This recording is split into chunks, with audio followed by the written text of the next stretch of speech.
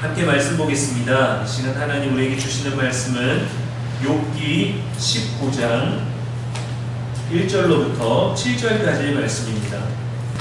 욥이 대답하여 이르되 너희가 내 마음을 괴롭히며 말로 나를 짓부수기를 어느 때까지 하겠느냐. 너희가 10번이나 나를 학대하고도 부끄러워 아니하는구나. 비록 내게 허물이 있다 할지라도 그 허물이 내게만 있느냐. 너희가 참으로 나를 향하여 자만하며 내게 수치스러운 행위가 있다고 증언하려면 하려니와 하나님이 나를 억울하게 하시고 자기 글로 나를 에워싸신 줄을 알아야 할지니라. 내가 폭행을 당한다고 부르짖으나 응답이 없고 도움을 간구하였으나 정의가 없구나. 아멘. 이는 살아계신 우리 하나님의 말씀입니다. 이 시간 어려움은 밝은 면이 없다라는 제목으로 말씀 전하겠습니다. 억울한 일을 당하는 경우가 있습니다. 여러분 주변에도 여러분에게도 있으셨겠죠. 또 오해를 받는 경우가 있습니다. 답답한 경우가 있습니다. 자신의 결백을 말하고 싶은데 아무도 믿어주지 않을 때 답답하죠. 내가 누군가를 위해서 정말 진실되게 충고하고 경고하고 조언하는데 듣지 않을 때도 답답하죠. 속상하죠. 그러다가 우리들의 마음까지 황폐해집니다. 우리들의 얘기를 듣지 않기 때문이에요. 정말 내 말이 옳은데, 정말 내 의견이 필요한데 듣지 않을 때 우리는 그것을 전할 수 없어서 우리들의 이 진리가 전달되지 않아서 마음이 황폐해질 때도 있습니다. 실제로 우리가 그런 오해를 받을 수 있는 평소에 우리들의 흔적이 있을 수도 있어요. 때로는 부정적인 우리들의 좋지 않은 습관이 나타나기도 하죠. 거짓말, 변명을 자주 하거나 자기 이익을 먼저 생각하거나 말을 끊는다거나 버럭한다거나 지적하는 말을 많이 한다거나 너무 말이 없거나 표정이 좋지 않거나 짜증을 자주 내는 우리가 알지 못하는 우리 일상에서 너무도 흔한 부정적인 부분들의 습관들, 이러한 것들이 우리 모르게 자리 잡고 있다면 이러한 것으로 우리가 오해를 받게 됐을 때 억울해도 억울할 수밖에 없습니다. 2022년에 방영한 1,000원짜리 변호사라는 드라마가 있습니다. 거기에서 1, 2화의 내용을 보면 소매치기 전과 사범의 한 남자가 나와요. 근데 이 남자가 소매치기 사범의 전과를 가지고 있지만 아내와 딸을 위해서 이제는 내가 부끄럽지 않게 살아야 되겠다라고 부족한 모습을 더 이상 보이지 않기 위해서 결심을 하고 돌을 집어다가 자신의 오른손을 찍어버립니다. 이 손이 더 이상 나쁜 짓을 할 수 없도록 자신의 오른손을 돌로 찍어버려요. 그리고 어린 딸의 병원비를 구하기 위해서 배를 타러 가는데 화장실에서 취객이 쓰러질 때 그 사람을 붙잡아 줍니다. 근데도 우연치 않게 그 사람을 붙잡아 주는데 그 손이 지갑에 있는 주머니에 손이 닿게 돼요. 그래서 소매치기로 오해를 받아서 구속됩니다. 그런데 나는 아니라고, 과거에 나는 그랬지만 지금은 아니라고 말하는데 그 어느 누구도 그의 상황을 귀담아 듣지 않습니다. 왜냐하면 그에게는 전과 사범의 소매치기 전적이 있었고 출소한 지 2달 만에 이 사건이 벌어졌기 때문이죠. 억울하지만 억울할 수밖에 없어요. 이 사건의 담당 검사가 이렇게 말합니다. 아무도 당신을 믿어주지 않을 것이고 나도 당신을 믿지 않습니다. 죄를 인정하고 선처를 바라는 게 형량을 줄일 수 있는 유일한 방법입니다 라고 제안을 합니다. 이것이 가족을 위한 길이라며 아내와 딸을 생각한다면 죄를 인정하고 그냥 반성문을 쓰라고 해요. 너무도 억울하지만 내가 하지 않았지만 나의 억울한 이 상황 속에서 내 죄를, 하지 않은 죄를 인정할 수밖에 없는 상황인 거죠. 여기서 주인공 변호사가 등장해서 결국에는 무죄를 얻어내게 해줍니다. 억울하게 구속된 것에 대한 형사 보상금까지 받아서 1,000만 원이 넘는 어린 딸의 병원비까지 해결되면서 그렇게 새 출발하는 해피엔딩으로 이 에피소드가 끝나요. 이 재판이 끝나고 검사와 변호사가 만나서 서로 수고했다고 조금 좋은 인사를 나누면서 검사가 변호사에게 이렇게 묻습니다. 어떻게 그가 무죄라는 것을 알 수 있었습니까? 확신할 수 있었습니까? 변호사가 이렇게 대답합니다. 검사님이나 저나 스스로 진실을 정의할 수 없습니다. 그저 가까이 다가가려고 할 뿐이지. 이번에는 제가 조금 더 가까이 다가갔다고 생각합니다. 저는 이 변호사의 말이 지금 욥기를 다루고 있는 모든 이들에게 들어야 될 말이 아닐까, 고민해야 될 말이 아닐까 생각이 되더라고요. 욥에게는 억울한 상황이 없지만 너무도 억울한 일을 당하고 있습니다. 그에게는 잘못된 과거가 없었지만 잘못된 결과를 받아들여야 할 뿐이죠. 그런데 진실을 정의할 수 없고 진실을 알 수 없기 때문에 우리는 그 진실에 가까이 다가가려는 노력, 누군가 더 가까이 다가갔다면 그 다가간 만큼 더 좋은 얘기들을 해줄 수 있을 텐데 그 어느 누구도 다가가지 않는 상황 가운데서 진리를 알고 있는 것처럼 말하고 있는 상황들을 봅니다. 이 드라마를 보면 이 소매치기 전과 사범 이 사람이 억울하다는 것을 누구나 알 수 있어요. 그가 범인이 아니라는 것을 알 수 있어요. 그가 무죄를 얻어내기까지의 모든 과정을 드라마의 모든 장면들을 통해서 볼 수 있기 때문입니다. 그런데 이러한 장면을 보면서도 그가 오해받을 수밖에 없는 심리를 우리도 공감할 것입니다. 그가 전과가 있기 때문이죠. 죄를 짓지 않았던 사람이 죄를 지은 것이 아니라 반복적인 죄를 지었던 사람에게 죄를 묻는 것이기 때문에 이미 그는 죄인이다라고 정죄하고 재판을 시작하게 되는 것이죠. 사실 이것이 우리들이 어쩔 수 없는 한계가 아닙니까? 우리 주변의 일들, 우리가 소문을 들었을 때 당사자에게 얘기를 듣지 않고 누군가에게 건너서 얘기를 듣게 되었을 때 당사자의 얘기를 듣지 않고 우리가 상황을 판단하게 될 때 우리는 이렇게 누군가를 이해하고 진실에 가까워질 기회를 가지려고 하지 않습니다. 욥은 죄가 없어요. 전능하신 하나님이 욥을 자랑할 만큼 그에게는 흠잡을 것이 없었습니다. 그런데 그의 친구들이 와서 인과 응보의 원리로 욥을 이미 정죄해버렸어요. 이들은 진실에 가까워지려는 노력을 하지 않았습니다. 욥 또한 고난받을 만한 죄가 없었지만 해명할 방법도 없었습니다. 참담한 심정의 욥은 이렇게 말합니다. 2절에 너희가 언제까지 내 마음을 괴롭히며 어느 때까지 말로 나를 산산조각 내려느냐. 욥의 친구들은 진실에 관심이 없습니다. 그들의 신조에 따르면 욥은 죄인이라 벌을 받고 있다라는 것뿐이에요. 우리에게 이런 어려움이, 이런 억울함이 온다면, 이런 어두운 상황들이 몰려온다면 어떨까요? 이런 오해와 누명이 저와 여러분에게 있다면 어떨까요? 저도 지난 5월에 온라인에서 대형 계정 도용 사기를 당해갖고 금전사고가 발생했죠. 그리고 저도 피해자인데 가해자로 오해받게 되었을 때 얼마나 억울한지 모릅니다. 일반인에게도 심각하니 억울할 텐데 도덕과 신앙을 말하는 목사에게 사기꾼이라는 누명이 생긴다면 여러분 얼마나 치명적이겠어요. 그런데 저를 오해하고 계시는 분의 마음도 충분히 이해가 되었지만 진실에 가까워지는 그 노력을 하려는 것이 아니라 이미 저를 공범으로 확정하고 접근을 하고 오니까 정말 이 억울함을 말할 수가 없더라고요. 제가 사기친 게 아닌데도 제가 그 금전적인 보상을 해주고 싶을 만큼 너무 억울하더라고요. 욥은 얼마나 속상했을까요? 저는 어떠한 원인 제공을 했습니다. 제 계정이 해킹당한 것이 제 잘못은 아니지만 어쨌든 제 아이디를 통해서 문제가 발생했기 때문에 제가 어떤 원인 제공자가 될 수 있지만 욥은 아무런 원인이 없다라는 것이죠. 자신도 남도 그 어느 누구도 이 세상에 존재하는 그 어느 누구도 이 진리를 몰라요. 욥은 얼마나 비참했을까. 계속 죄인으로 오해받고 너는 벌을 받아야 된다. 너는 벌을 더 받아야 된다. 아직 너는 벌을 덜 받았다. 혈압이 오르고 화를 참을 수 없고 답답해서 쓰러질 것 같은데 어떻게 견뎠을까요? 욥은 오늘 19장 전체를 통해서 처절하게 자신이 버림받은 것과 친구들의 위로를 받지 못함을 호소합니다. 그리고 6절과 7절에서는 이렇게 고백합니다. 새번역 성경에서는 이렇게 기록되어 있어요. 그러나 이것만은 알아야 한다. 나를 궁지로 몰아넣으신 분이 하나님이시고 나를 그물로 덮어 씌우신 분도 하나님이다. 폭력이다 하고 부르짖어도 듣는 이가 없다.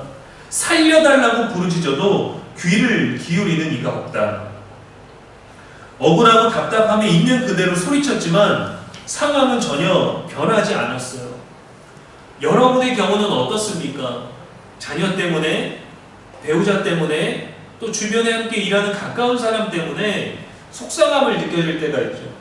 나를 가장 위로할 수 있을 것 같은 사람이 나의 얘기를 가장 듣지 않을 때, 내 얘기를 그저 그냥 그대로 들어주기를 바랬던 사람에게 말했는데 그것은 네가 잘못한 거야 라는 그 한마디를 들었을 때, 우리가 원했던 말은 그 말이 아니었는데 속상해서 얘기를 쏟아내고 있고 서운해서 쏟아내고 있는데 그것을 옳고 그름으로 판단할 때 여러분, 우리가 얼마나 많이 답답하고 속상한 거예요. 그런데 그 말을 할 때 우리는 그것이 옳다라고 생각해서 상대방의 억울함을, 상대방의 어떤 오해를 해결해 주려고 하다 보니까 지적을 하게 되는 거죠. 그러나 우리는 진리에 가까워지려는 노력, 그 말을 하기까지의 그 사람의 마음이 어땠는가를 다가가기보다는 그 말보다 옳고 그름을 본능적으로 먼저 깨닫게 되는 것이 타인에 대한 것이지 않습니까? 나에 대한 것은 나를 알아봐 주길 원하는데 타인에 대한 것은 어떤 마음일까 라기보다는 상황을 판단하는 것이 우리들의 본능일 경우가 많죠. 이렇게 여러분, 어려움에는요 밝은 면이 없어요. 캄캄할 뿐입니다. 우리가 결백하다고, 내가 속상하다고, 남이 내가 얘기한 것을 잘 모르는 것 같다라고 해서 결백하다고 결코 밝아지지 않습니다. 스스로 결백한데, 그런데도 벌을 받게 된다면, 처벌이 이루어진다면 그것은 결백한 것이 되지 않는 것이죠. 억울할 뿐입니다. 이렇게 어려움에는 어둠밖에 없어요. 전쟁으로 소망을 잃은 사람들에게 힘내라고 말하는 것은 아무 도움이 되지 않습니다. 그들의 삶은 지옥과도 같을 것입니다. 그들에게 이렇게 해라 저렇게 해라 한다고 어떤 말도 위로가 되지 않아요. 그러나 왜 이런 어려움이 당신에게 있는지 나는 알지 못합니다. 알 수 없지만 당신과 함께 하겠습니다 라는 이 말은, 진리에 가까워지려는 그 노력의 말은 전혀 다른 위로와 힘을 줄 수 있을 거예요. 지금 욥에게는 이런 한마디조차 없습니다. 고통과 버려짐, 짓뭉개짐만 반복되고 있는 거예요. 그가 과연 어떤 긍정적인 생각과 소망을 가질 수 있을까요? 무엇으로부터 위로를 낼 수 있을까요? 위로를 받을 수 있고 힘을 낼 수 있을까요? 어떻게 자신의 억울함과 진실함을 증명할 수 있을까요? 얼마나 속이 상했는지 21절에서는 이렇게 말합니다. 나의 친구야, 너희는 나를 불쌍히 여겨다오. 나를 불쌍히 여겨다오. 하나님의 손이 나를 치셨구나. 너희가 어찌하여 하나님처럼 나를 박해하느냐. 내 살로도 부족하냐. 만약 이 시점에서 하나님이 잠깐 등장하셔서 욥과 친구들에게 욥이 고난당하는 이유와 친구들이 오해하고 있는 그 부분을 귀뜸해 주셨다면 어떨까요? 욥의 답답함은 사라지고 친구들의 부끄러워하게 될 것입니다. 억울함은 뭔가 해결되고 오해도 해결됐지만 욥의 현재 그의 고통과 고난도 해결되는 것은 아니죠. 상황까지 바뀌어 버리는 것은 아닙니다. 여전히 그가 경험했던, 한 번에 몰려왔던 모든 고난은 그대로 있는 거예요. 일부만 해결되는 것이죠. 성경에 많은 사람들이 고난을 받고 시험을 받았습니다. 밝은 면이 없는 어두움을 겪었어요. 아브라함의 시험도 정말 잔혹하다고 생각합니다. 여러 자식들 중에 하나를 요구하셔도 어려운 일인데 늦은 나이에 겨우 얻은 독자를 바치라는 하나님의 명령에 그의 마음은 어땠을까요? 과연 누가 와서 그것을 공감하고 위로해 줄 수 있었을까요? 욥은 그러한 제안의 기회도 없었습니다. 아무런 설명도 없이 그의 모든 것이 무너지는 것을 하나님은 허락하셨습니다. 만약 어느 날 하나님께서 제 아이들 중에 하나를 바치라고 한다면 저는 누구를 바쳐야 될까요? 아이들 중에 하나를 잃어야 된다면 과연 나는 누구를 포기할 수 있을까? 저는 이런 장면을 생각만 해봐도 슬프고 눈물이 납니다. 만약에 오늘 그러한 일이 벌어진다면 괴롭고 죽을 것 같아서 내일부터 못 살 것 같아요. 생각만 했는데도. 만약에 제가 연기자가 돼서 우는 연기가 필요하다면, 이 생각을 한다면 얼마든지 눈물을 낼 수 있을 것 같습니다. 김명기 배우자님 한번 울어주시죠. 눈물 연기입니다. 그럼 이 장면만 생각하면 저는 얼마든지 펑펑 울 것 같아요. 누가 공감할 수 있을까요? 왜 하나님은 욥에게 이런 어려움, 어둠밖에 없는 어려운 상황을 겪게 하셨을까요? 왜 한시라도 빨리 개입하지 않으셨을까요? 왜 침묵하고 계실까요? 욥과 같은 자가 없다고 말씀하시면서 왜 그의 삶이 진문계지도록 허락하셨을까요? 우리 각자가 겪는 상대적 고난 속에서 모든 인류를 위한 고난을 생각해 보게 됩니다. 모두를 위한 고난, 모두를 위한 짓밟힘, 예수님의 고난이죠. 예수님은 대속자로서 진문계지셨고 욥은 의인으로서 진문계짐을 당했습니다. 여러분은 여러분의 일상에서 어떠한 이유로, 어떠한 일들로 진문계지셨습니까? 그러한 기억과 흔적들이 있으십니까? 예수님과 욥의 진문계짐조차 우리는 이해할 수 없지만 우리가 할 수 있는 일은 진실에 가까워지려는 노력이에요. 25절에서 욥이 고백합니다. 내가 알기에는 나의 대속자가 살아계시니 마침내 그가 땅 위에 서실 것이라. 그가 할 수 있는 건 진실에 가까워지는 것이었습니다. 나의 대속자, 나의 구원자, 내 삶은 무너지고 진문계기고 있지만 나의 대속자는 살아계시니 마침내 그가 땅 위에 서실 것이라. 그가 나의 억울함을, 나의 어두움을, 나의 모든 것들을 해결해 주실 것이다. 이것이 내가 알지 못하지만 내가 희망을 가질 수 있는 믿음인 거죠.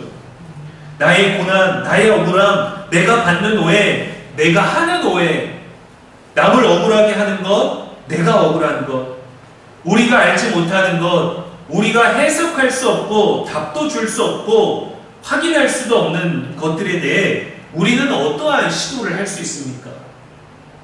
우리는 우리의 구원자가 살아계시니 그분이 날 삶 가운데 굳건히 설 때 구원자를 통해서 우리는 답을 얻을 수 있습니다. 우리가 믿음을 잃지 말아야 하는 것이죠. 고통 중에도 괴로워하는 것을 끝날 수 있다라는 소망을 가질 수 있는 이유인 것이죠. 베드로전서 3장 18절 말씀에 그리스도께서도 단번에 죄를 위하여 죽으사 의인으로서 불의한 자를 대신하셨으니 이는 우리를 하나님 앞으로 인도하려 하심이라. 우리 인생의 어려운 것들은 어려움을 이기게 하시고 어두움으로부터 구원해 주신 그분에게서만 해결될 수 있습니다. 그분에게서만 발견될 수 있습니다. 하나님은 유일한 방법이 예수 그리스도라고 말씀을 통해 알려주십니다. 여러분, 그것이 과연 답이 될 수 있습니까? 나의 괴로움, 여러분의 고난, 우리의 염려와 통증으로 잠 못 이루는 밤과 육신의 고통이 정말 그것으로 해결될 수 있습니까? 하나님은 그를 믿으라고 하십니다. 그를 믿으라고 하십니다. 그분은 우리들에게 말씀하십니다. 내 믿음대로 될지어다. 우리는 믿음의 결과를 다 알지 못합니다. 그래서 진실에 가까워지려는 신앙의 태도와 말씀을 잃지 말아야 하는 것이죠. 축구나 야구 경기를 보면요, 결과를 알고 시합에 참여하는 사람은 없습니다. 결과를 안다면 승부를 조작하는 사기꾼이에요.